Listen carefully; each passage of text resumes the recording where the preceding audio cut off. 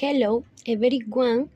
My name is Daniela Limache, and today I am going to talk about my last vacation. I'm going to Machu Picchu in August with my friends. We stayed there for 4 days. On the first day, we explored the Inca ruins and enjoyed the impressive landscape. We also visit the local craft market and bought some souvenirs. Um, did I enjoy the trip? Yes, I love it.